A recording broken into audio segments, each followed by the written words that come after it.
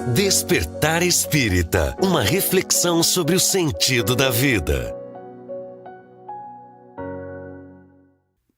Está começando mais uma edição do programa Despertar Espírita, uma reflexão sobre o sentido da vida, que você nos acompanha sempre aqui na TV Diário, também pelo YouTube, pode participar, pode interagir, pode sugerir. Mais uma vez na companhia da Márcia Difo, do Diógenes Chaves, ainda na ausência do Jorge Brandão, né? E do Joel Dutra, que passa também a fazer parte aqui da equipe do grupo do nosso Despertar Espírita, num revezamento que estaremos fazendo na abordagem de vários temas que a gente tem procurado partilhar sempre com os nossos telespectadores e com os nossos seguidores. E o assunto de hoje é educação à luz do Espiritismo. Se a gente fosse falar sobre educação, ficaríamos aqui já há muito tempo, né? Falando sobre educação, pela sua importância, pela sua finalidade, pela capacidade de transformação, pela oportunidade de transformação. Mas nós vamos falar sobre educação, sim, é claro, mas educação à luz do Espiritismo. O que é, Márcia? Como a Márcia sugeriu o tema, não é, Diógenes? Sugiro que a gente comece por ela, né? Educação à luz do Espiritismo. Educação. Muito bem. Isso aí. Então, e aí? Pois por que foi sugerido o tema? Até porque estamos justamente no mês de outubro, né? Que envolve bastante esse processo educacional quando se pensa nas crianças, é uma data comemorativa, tem o Dia das Crianças, as evangelizações voltam-se muito para essa temática também, trazendo uma abordagem um pouco mais educacional. A gente chama os pais lá na Casa Espírita, vamos fazer um trabalho coletivo, crianças, pais, né? As públicas, as palestras, as exposições doutrinárias do mês já envolvem um pouco a questão da educação, e também é o mês de Kardec, né? Também é um mês que se trabalha muito ali a relevância de Kardec.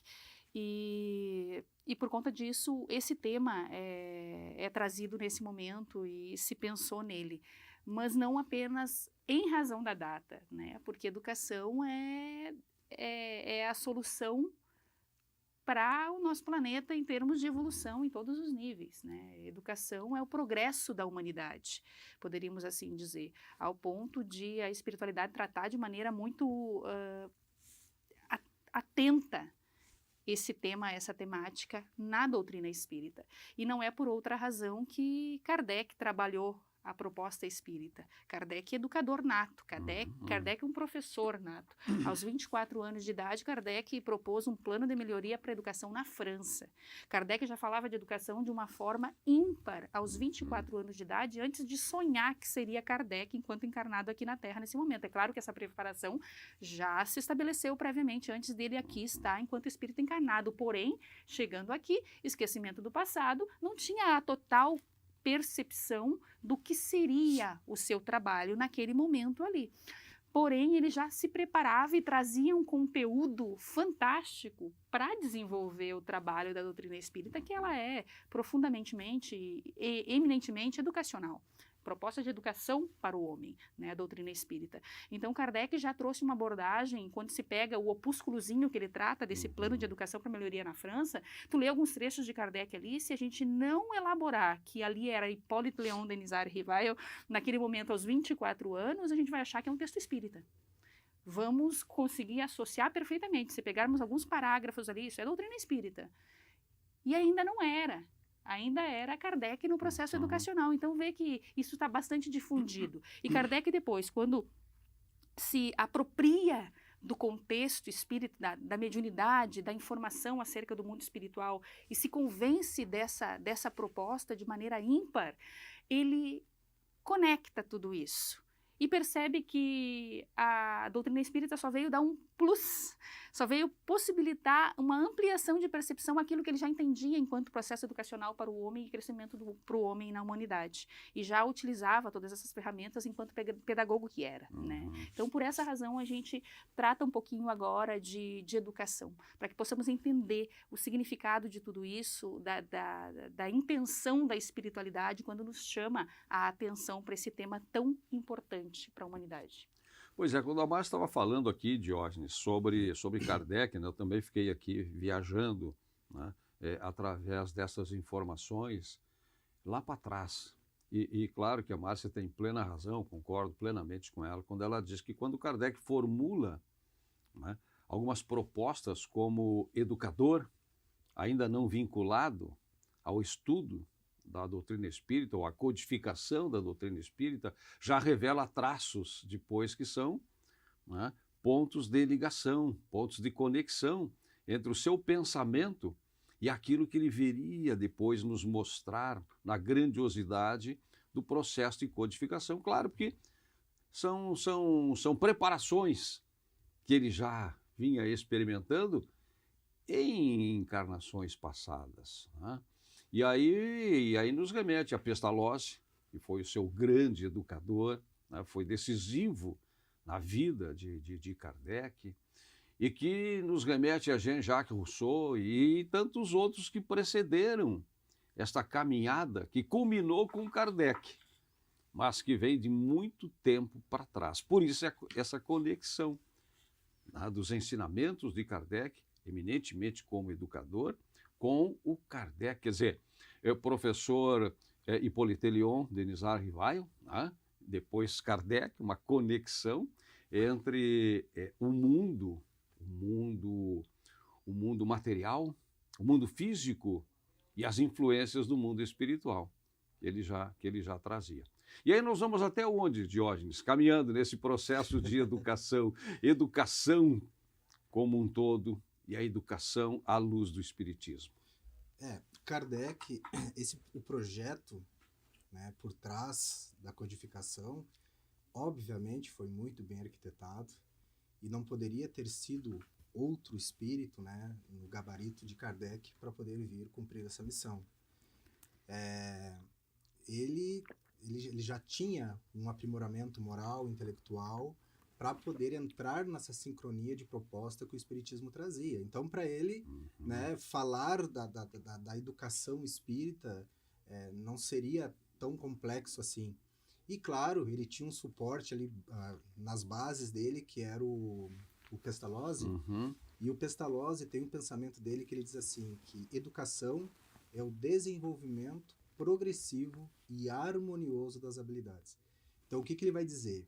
Ele vai falar que o processo educativo, ele não acontece de uma hora para outra, não se dá um salto no processo educativo, ele tem que ser progressivo e harmonioso. Olha a importância dessa palavra, harmonioso.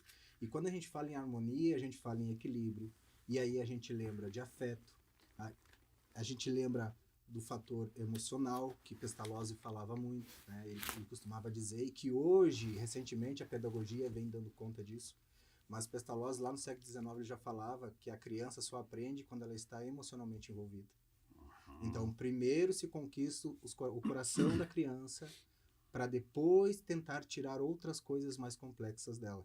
Se tu não conquista a criança, ela não conecta contigo. Então ele tinha esse talento de conquistar as crianças, o amor das crianças, até na carta de instância, se colocar lá no Google carta de instância, tem uma carta que Pestalozzi fez na cidade de Instância, e lá ele fala isso, né? Que quando o educador ele consegue conquistar o afeto da criança, ele consegue conquistar todo o resto. Então, olha a grandiosidade de Pestalozzi também, que estava nessa caminhada com Kardec, né? E Kardec, nas obras básicas, nas obras póstumas, na Gênese, né, ele faz o comentário dizendo que o objetivo do Espiritismo é o aprimoramento do homem. E quando a gente fala em aprimoramento, isso se abre um leque imenso, né? Porque a gente lembra que o espírito é inteligência. Então, qual é o objetivo da educação? É o aprimoramento dessa inteligência.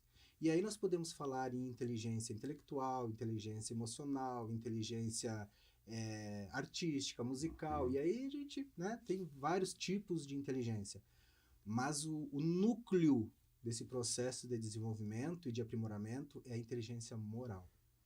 Porque é só o desenvolvimento da inteligência moral que vai conseguir combater aquelas 3 chagas, que é o orgulho, a vaidade e o egoísmo, que está lá nas entranhas do ser. Então, por isso, a importância indiscutível do processo de evangelização, do evangelho. Se a gente pegou o Evangelho segundo o Espiritismo, ali está a nata moral de Jesus, dos ensinamentos morais de Jesus.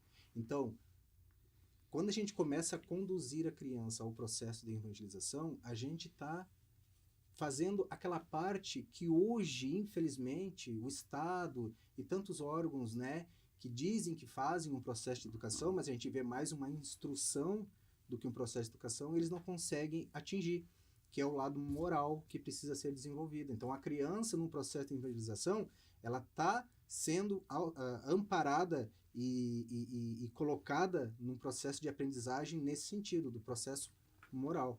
Então, a evangelização, ela é vamos dizer assim, o cerne da caminhada, né? Antes de devolver a palavra para a Márcia, eu gostaria que o Diógenes repetisse essa frase aí que tu salientasse. De Pestalozzi? De Pestalozzi. Ele vai dizer que a educação é o processo de desenvolvimento... educação é o desenvolvimento progressivo e harmonioso das habilidades. Pois é. Algo que está na gente, a gente só precisa desenvolver. Sabe por que eu pedi que o Diógenes repetisse essa frase? E a gente de novo brincou antes de começar a gravar o programa. Qual é o assunto de hoje? Reencarnação. O que diz a espiritualidade? O que dizem os espíritos para Kardec na questão da reencarnação? Quando Kardec pergunta, qual o fim objetivado com a reencarnação? Expiação, desenvolvimento progressivo, desenvolvimento, evolução progressiva da humanidade. Esta frase que o Diógenes trouxe, que tem Pestalozzi na sua origem, num outro momento foi repetida para Kardec, quer dizer, na sua semelhança, na definição dos objetivos da reencarnação. Então vejam, essa conexão que existe em todo esse processo. Quando Kardec foi levado para a escola de Pestalozzi, não foi levado ao acaso. Foi intuído. Exatamente, foi tudo parte de um projeto que já havia sido concebido. E outra característica também de Pestalozzi, que eu sempre achei muito interessante, é a forma como ele recebia os seus alunos, né? Ele era um homem alto e ele se abaixava. Ele recebia os seus alunos se agachando, para ficar da altura dos seus alunos, para mostrar que não há diferença entre o educador e o educando, quando os objetivos são partilhados e são conquistados por esta característica de Pestalozzi, a partir também do despertar interior dos alunos, pela intuição, pela observação, pelos métodos que depois Kardec utilizou no processo da codificação. Márcia. Ouvindo vocês falar, percebemos que a espiritualidade superior ela anda conectada. Exatamente. Um pensamento conectado ao outro. Eles se interligam. Essa fala de que a educação é um desenvolvimento progressivo das habilidades, tu pensa que a habilidade é extrair internamente o que se tem. A habilidade é o que a gente tem nato. Habilidades são as potencialidades de cada um. É um desenvolvimento progressivo dessas habilidades. E Joana de Ângeles diz que o educar é extrair, é puxar para fora o conteúdo que já trazemos em essência e precisa ser elaborado, extraído e conduzido ali dentro de um afunilamento, uma canalização que possa se ampliar para o bem, que possa ser utilizado para o bem. E aí percebemos muita conexão nisso. Maria Montessori diz que quando se quer educar uma criança, é preciso começá-lo a fazer 20 anos antes dela nascer. E como é que se faz isso? 20 anos antes dessa criança nascer? Educando seus pais, educando aqueles que vão receber essa criança. Porque a gente pensa assim, se fala muito no processo educacional, no processo de evangelização, do cuidado com a criança, do conduzimento do adolescente. mas, de certa maneira, se deixa um pouco de lado essa nossa necessidade que já passaram por essa fase da adolescência, da infância, no processo educacional. Se deixa um pouco de lado.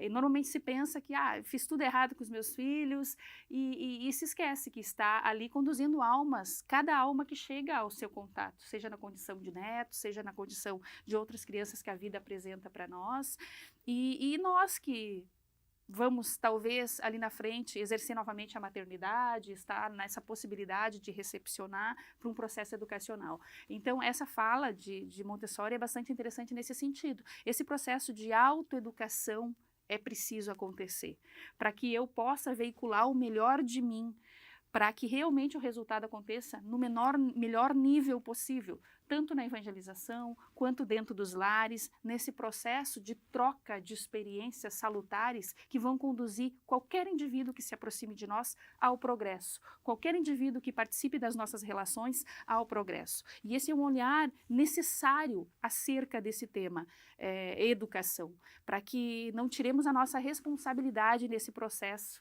de se autoeducar, para que o exemplo possa se dar no melhor nível. Não é por outra razão que Jesus veio exemplificar para nós um processo educacional, né? Veio justamente ensinar como se faz, através do exemplo, né? Como diz o Rossandro, educação através do exemplo não é a única, não é a melhor opção, né? Educar através do exemplo não é a melhor opção, é a única opção. Nós só vamos conseguir realmente embasar a nossa fala teórica quando se expressar através de atos e atitudes. Basta a gente analisar a política no país. Convence a fala de muitos políticos para nós, quando a gente vê a incoerência na postura? Convence a fala de alguém que não traz uma conduta pautada por aquilo que ela prega, por aquilo que ela veicula? Não convence. É mais falácia e a gente vai deixando para o descrédito e vai pensando que às vezes o mundo está perdido mesmo e acaba se abalando nesse processo todo por tanta incoerência que se vê, né?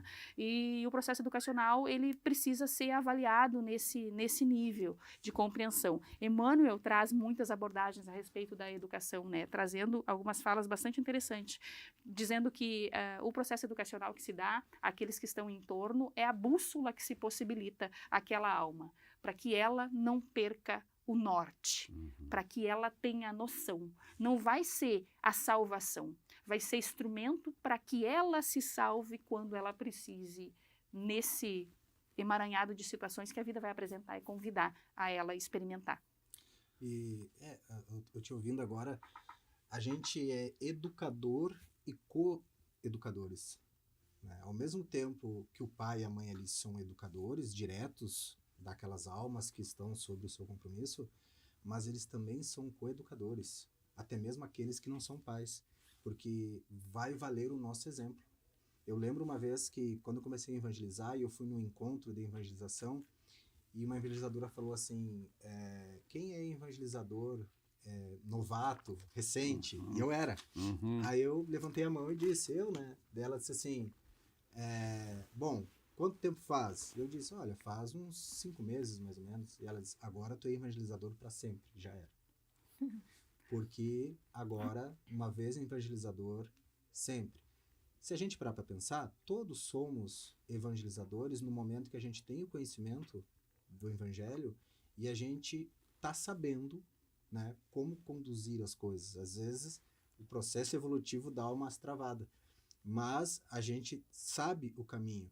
Então, ela disse, se tu tá numa parada de ônibus e tem umas crianças ali, e a depender da tua conduta, tu tá dando um exemplo, né? Essa criança pode depois questionar os pais podem não saber responder, e no outro dia tem uma outra pessoa tendo uma conduta parecida, e isso vai virando uma rotina, ou vai virando um exemplo rotineiro, e a criança tá absorvendo isso aí.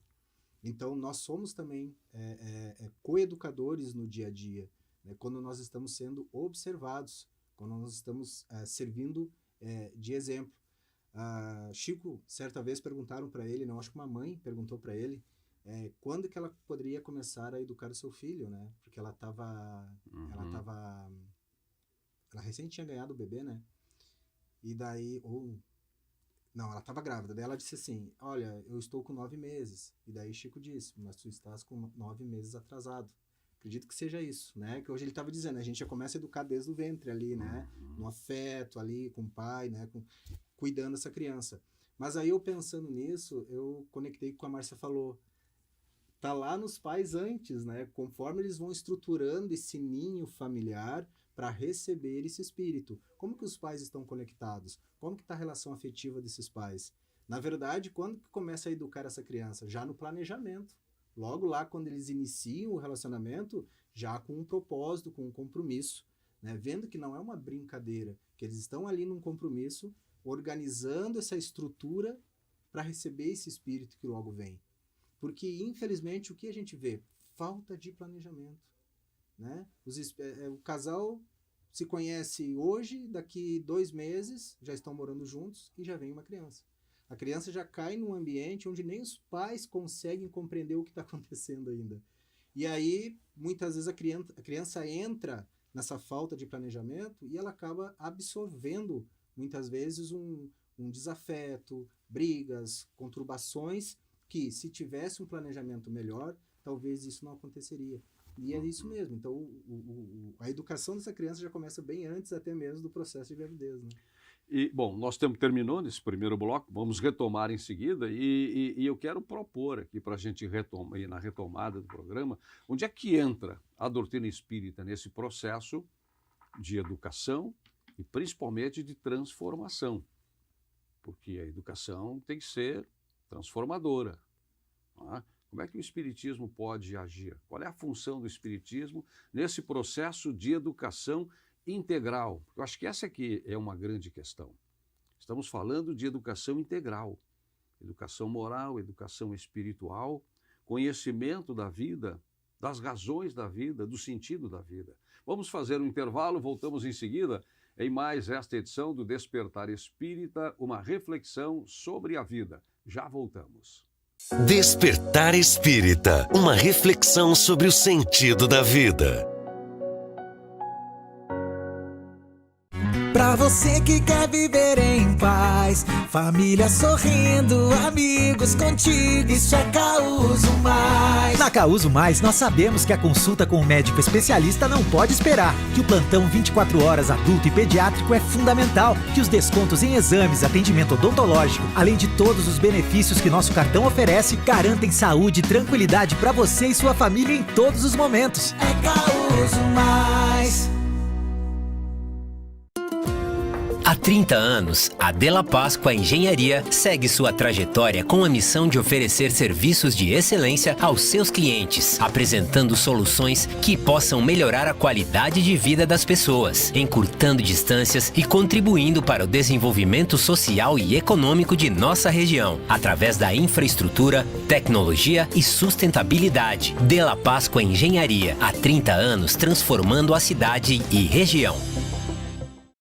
Seja bem-vindo à Ubra Santa Maria, um lugar onde suas aspirações ganham vida. Aqui, acreditamos que a educação deve se adaptar a todos e, através de cursos presenciais noturnos, ensino híbrido e à distância, oferecemos a flexibilidade necessária para você conquistar os seus sonhos. Nossos professores são apaixonados pelo que fazem e estão prontos para trilhar junto contigo a sua jornada até o mercado de trabalho. Faça parte de um ambiente que valoriza cada passo da sua trajetória e impulsiona o seu crescimento. Venha fazer parte dessa história. Inscreva-se agora e descubra como transformar o seu futuro.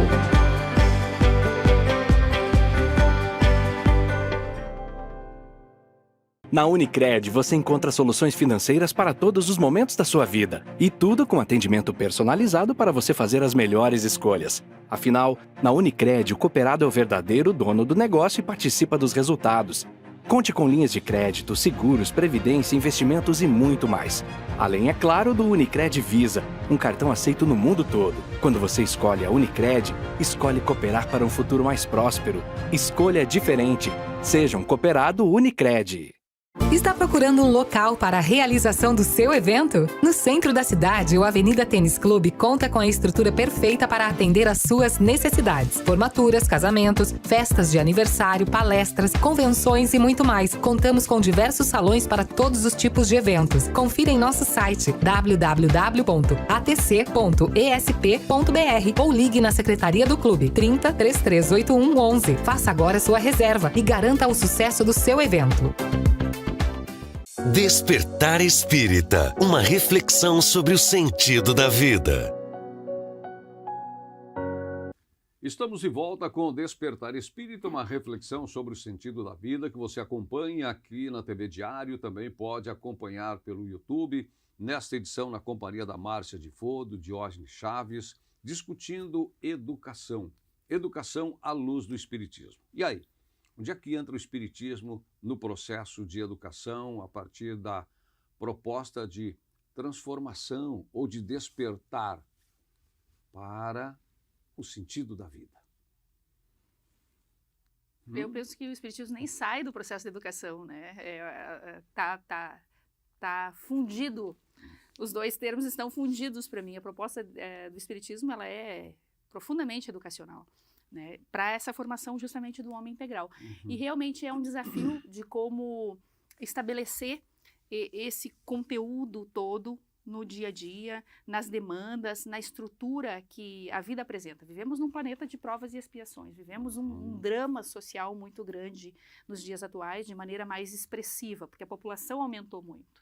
O contexto social nos convida a uma série de atuações nesse cenário desafiadoras, porque como é que se estabelece um processo educacional quando você ensina algo em casa, você tem valores, você dá um conduzimento e o processo da rua, ele traz uma faceta, uma imagem muito diferenciada daquela que você busca passar em termos de construção educacional para uma criança, para o jovem, nesse processo todo de orientação de conduzimento. Tem uma questão no Livro dos Espíritos, a 582, onde Kardec pergunta se seria uma missão a tarefa dos pais com relação ao processo educacional. E a espiritualidade responde que é uma missão grandiosíssima. Dá uma ênfase maior ali no processo missão, na palavra missão, né? E também trata como dever dos pais. Então, e aí quando a gente fala pais ali, entendamos todos os educadores, entendemos toda aquela pessoa que está dizendo para a criança, para o adolescente, para aquele que está convivendo ali, o que deve ou não fazer. Esse, portanto, é responsável no processo educacional desse ser. Faz parte da formação, porque tudo aquilo que a gente cativa, né, acaba, de certa maneira, gerando uma corresponsabilidade no processo. Somos responsáveis por todos que cativamos. Exatamente. Saint-Exupéry, né? Saint-Exupéry, Pequeno Príncipe. Exatamente. E aí nesse processo se pensa muito, como é que eu educo? Eu digo uma coisa em casa, eles aprendem outra na rua. Como é que eu veiculo o processo educacional sem ser piegas? Como é que eu trago Jesus para o cenário? Na verdade, não deve sair nunca, mas como é que eu trago de maneira mais expressiva no processo que está acontecendo ali? E aí se percebe que é necessário lidar com tudo isso com uma certa naturalidade. É necessário estar junto, estar ao lado, caminhando nesse processo. Não há tempo o suficiente para uma quantidade de horas significativas nesse processo todo, porque a demanda nos exige muito. Então, os pais hoje passam por um processo de culpa muito grande nesse sentido, porque tem que garantir o sustento do lar e lares, e a gente falando de um lar estruturado. Agora, pensemos em lar, em comunidades onde a carência é muito grande, onde a mãe vai em busca pela manhã da ração alimentar, porque nem alimentação é a um nível que seria o mínimo para a dignidade humana. Já dentro de um lar corrompido, sem a estrutura de um pai, a mãe normalmente ali sozinha com uma prole numerosa, porque normalmente é o homem que evade da relação nesses processos todos. Então é uma estrutura social que realmente exige muito e acaba sopesando essa tarefa de uma forma, se não há uma estrutura de base moral ali, de quem está na condição de conduzir aquele barco, aquele leme, acaba que sucumbe nesse processo. Então, há uma exigência muito grande. E aí se percebe que, dado o cenário atual, não é a quantidade, é a qualidade. é aquele exemplo de vida, é a estrutura de valores, porque dentro desses lares totalmente corrompidos e desestruturados, de dentro deles saíram os grandes nomes, os maiores homens da humanidade, sem uma estrutura de base. E a gente vê muitos lares estruturados gerando piores criminosos nos dias atuais. Então percebemos que não é claro que potencializa um pouco mais, fomenta um pouco mais, mas o que define é o processo realmente da moralidade do espírito posto ali, da exemplificação e da condução que se dá naquele processo todo. E há algumas exigências nesse trâmite todo.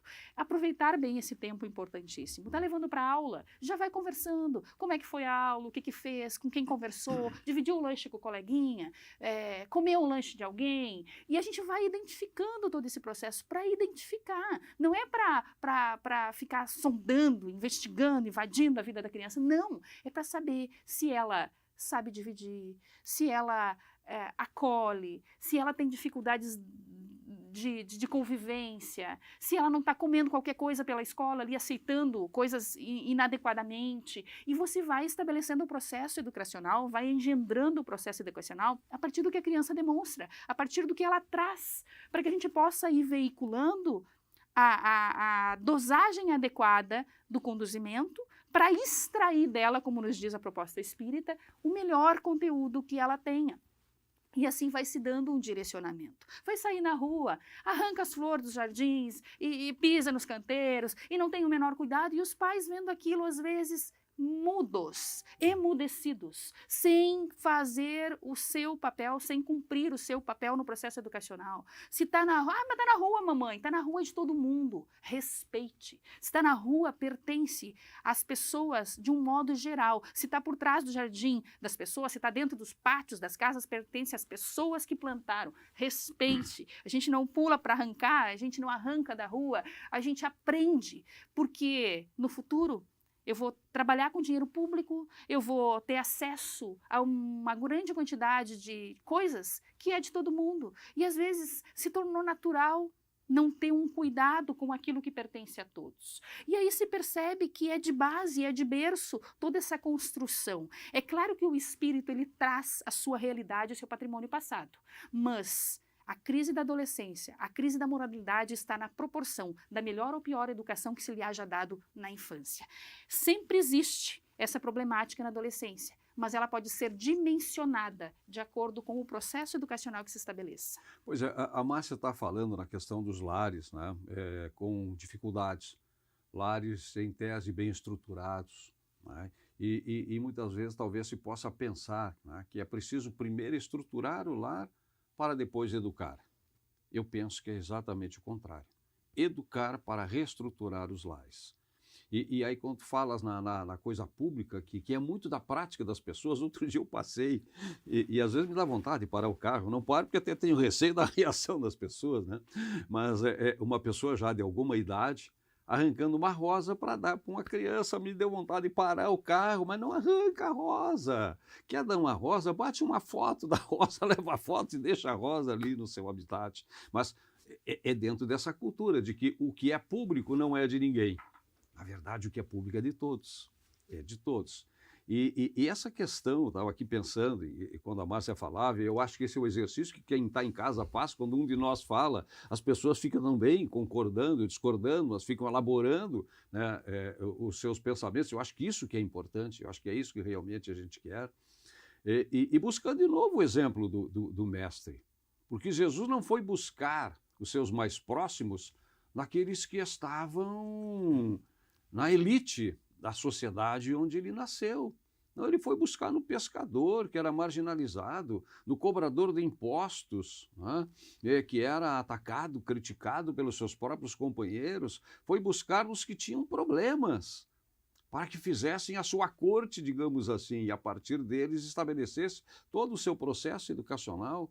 Quando ele se revelou como o Espírito enviado por Deus, para quem é que ele disse isso? Para a mulher samaritana, uma mulher que vivia em situação de pecado e que Jesus reabilitou a partir daquele episódio. E para quem é que ele se abriu integralmente, ou muito, porque sempre foi aberto integralmente, para Maria Madalena, mulher pecadora? Quem é que ele defendeu a mulher adúltera? Então, nos exemplos de Jesus, nós vamos ter esta afirmação de que esse é o exemplo que educa. Esse é o exemplo que serve como referência. Eu acho que esta é uma das tarefas realmente do Espiritismo.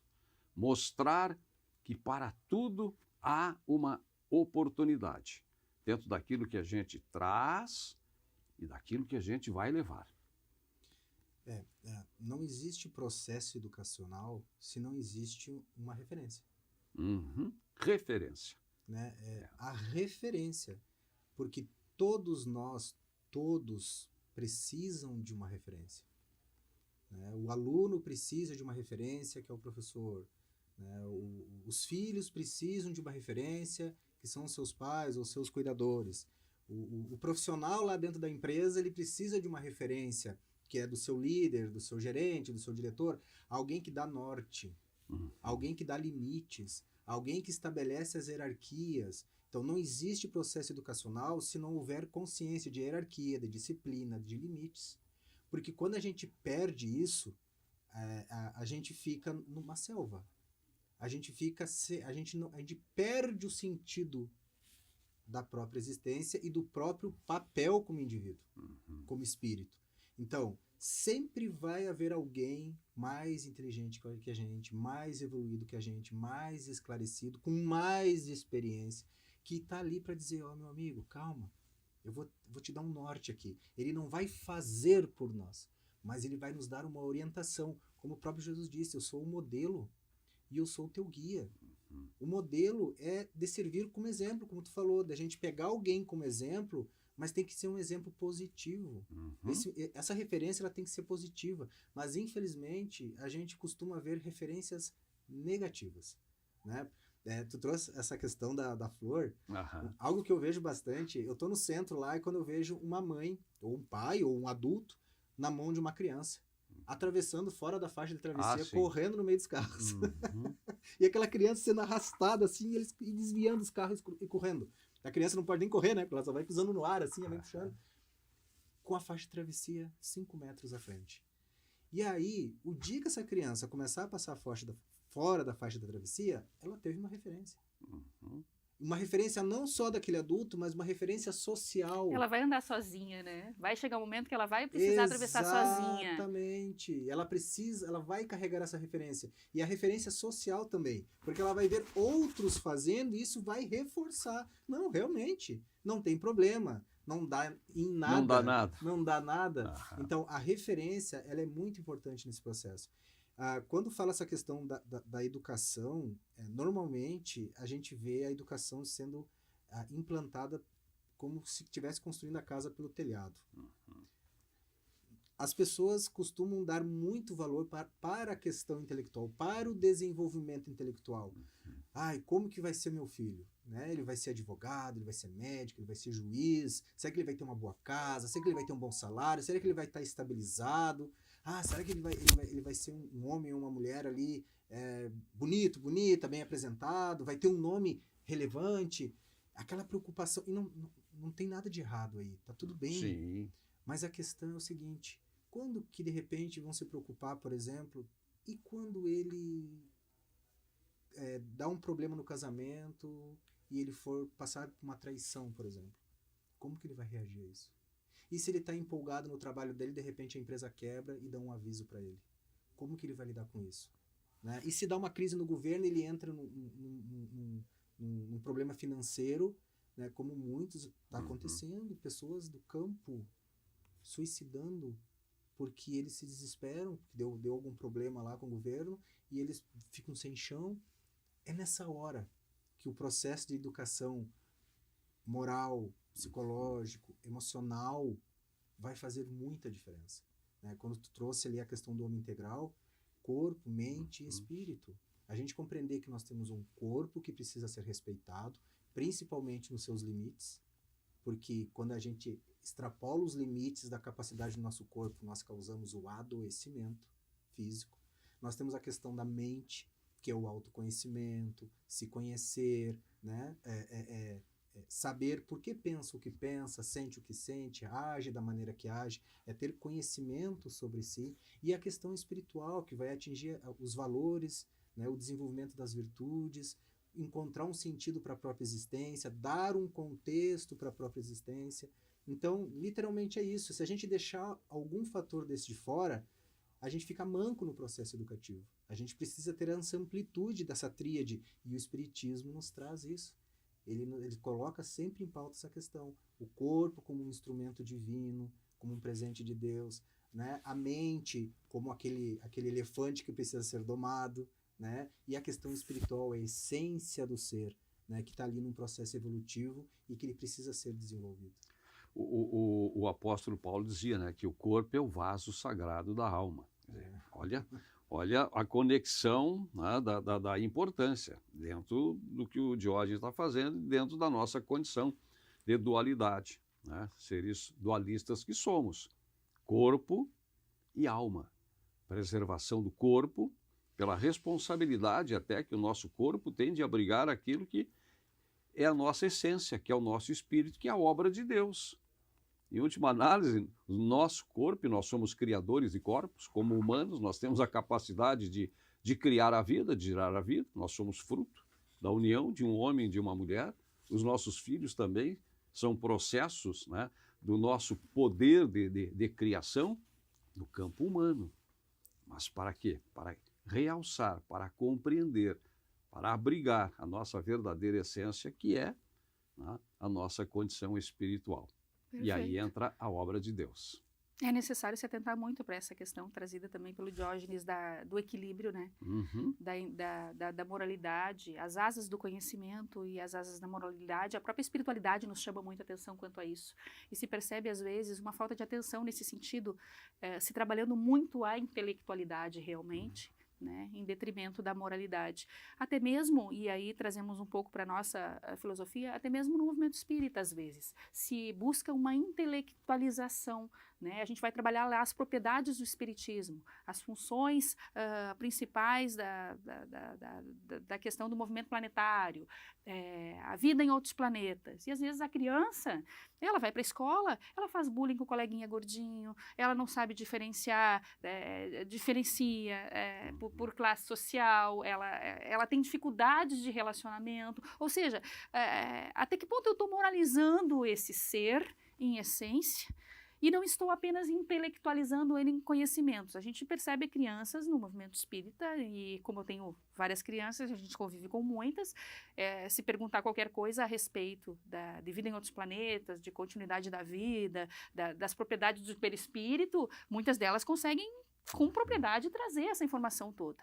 Certo. E a gente vê profundas dificuldades de relacionamento ali nessas crianças. Profunda dificuldade de compartilhamento no grupinho ali. E aí vai se trabalhar o quê? Então, há que se olhar de forma diferente para o processo educacional, até mesmo com relação à filosofia espírita, até mesmo com relação à proposta espírita. Não é insuflar o cérebro de conhecimento. É claro que a intelectualidade é importantíssima, o conhecimento, a percepção mais ampliada, através do intelecto, que nos possibilita muitas vezes elaborar esse processo todo. Porém, o mais importante e fundamental nesse momento, e o que mais a Terra nesse instante precisa, já não são conhecimentos científicos, porque nós temos tecnologia e possibilidades aí fantásticas para acabar com a fome do planeta. E ainda assim, pessoas morrem de fome.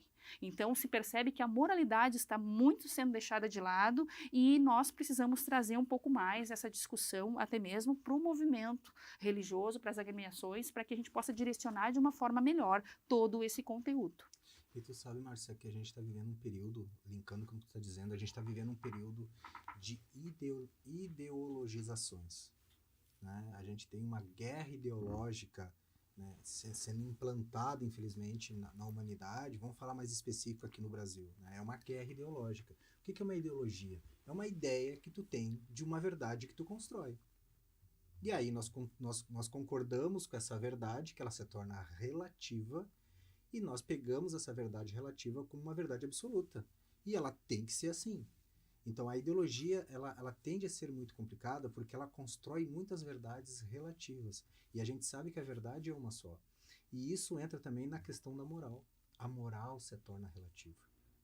Ah, mas vai depender da cultura, vai depender dos costumes, vai depender do país. Por exemplo, tem países que se a criança nasce com alguma deficiência, matar essa criança é puramente moral. Do ponto de vista moral está tudo certo. Mas em outros países não. Em outros países o aborto está tranquilo. Em outros países não. Então essa moral que fica sendo relativizada e muitas vezes porque tem um fundo ideológico. Então a gente tem que ter o discernimento que a moral ela é absoluta. A verdade é uma só.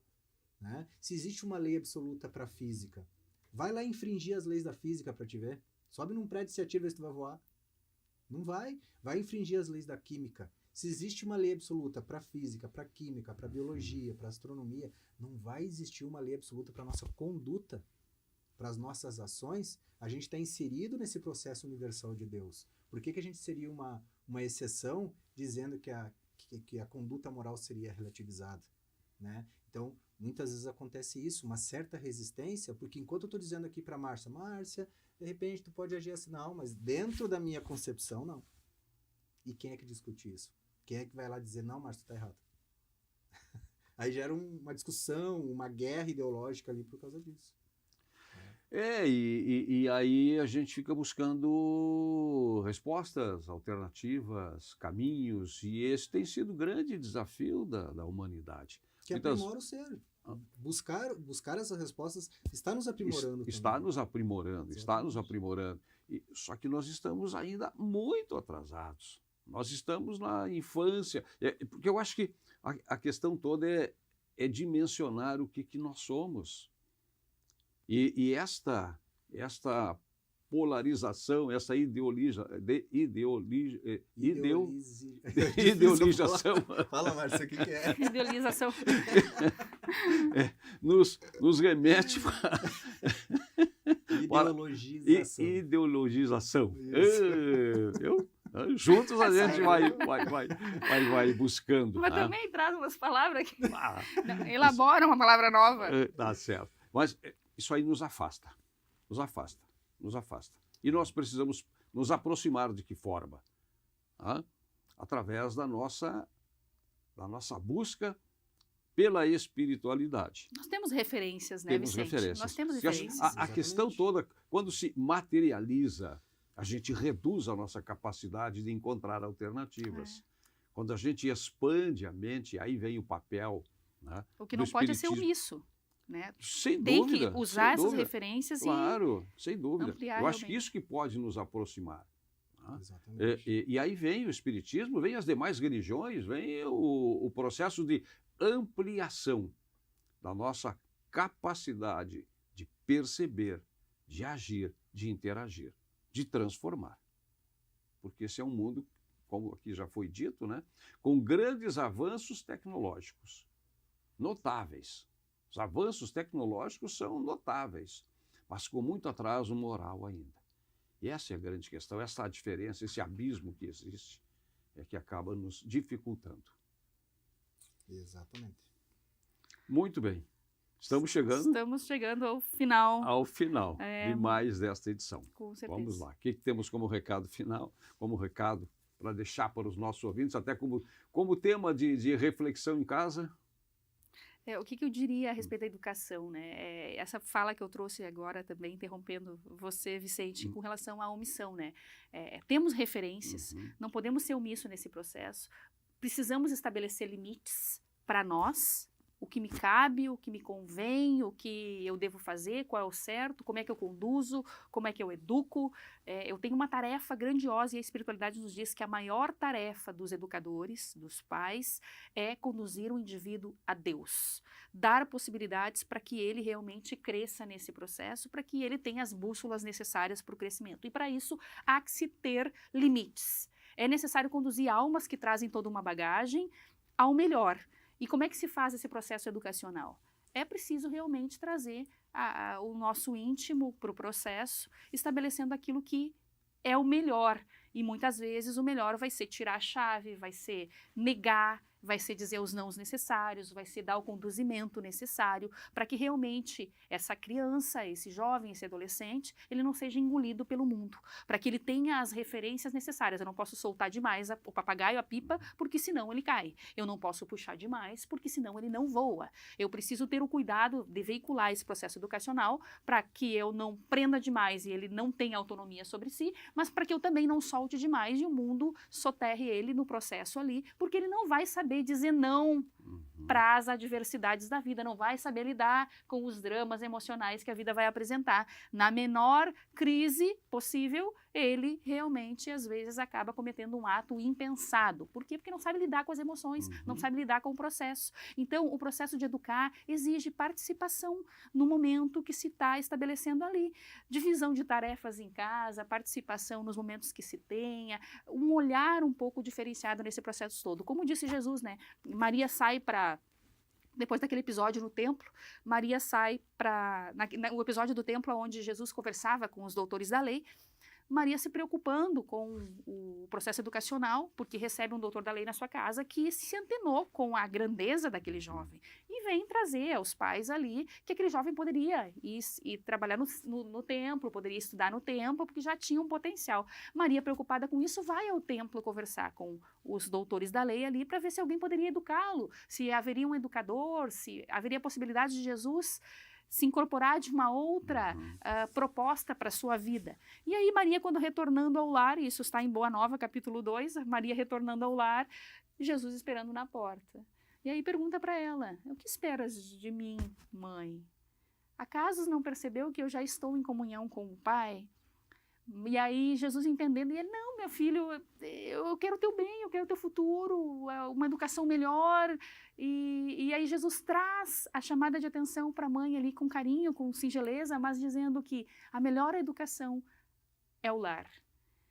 E ele, entendendo os anseios daquela mãe, pede permissão para estar com o pai. Vai até José e pede para que ele possa trabalhar junto na oficina. E aí ele diz que, diante de tantas possibilidades de escolha, ele fica com a melhor opção, que é seguir o trabalho, a tarefa e o envolvimento, né? Através do trabalho, do esforço, mas dentro de uma estrutura familiar. Então, essa chamada de atenção, e sabemos que Cristo é um exemplo vivo para todos nós, é para se pensar, realmente. E esta é a ideia, para se pensar. Para se pensar. E é por isso que nós partilhamos esse tema, que é amplo, que evidentemente não se esgota aqui, e jamais teremos nem de longe essa pretensão. Estamos também caminhando, né? Errando, acertando, caindo, levantando, despertando e partilhando, né? Também as nossas vontades, os nossos desejos e a nossa angústia, no sentido de que se possamos todos participar desse processo de transformação, que começa pela nossa reforma íntima, que foi até um assunto que a gente também acabou não trazendo, que é importante no processo educacional, para que com a nossa reforma íntima nós possamos contribuir para a transformação também coletiva, que é uma das questões preconizadas e sugeridas pela doutrina espírita.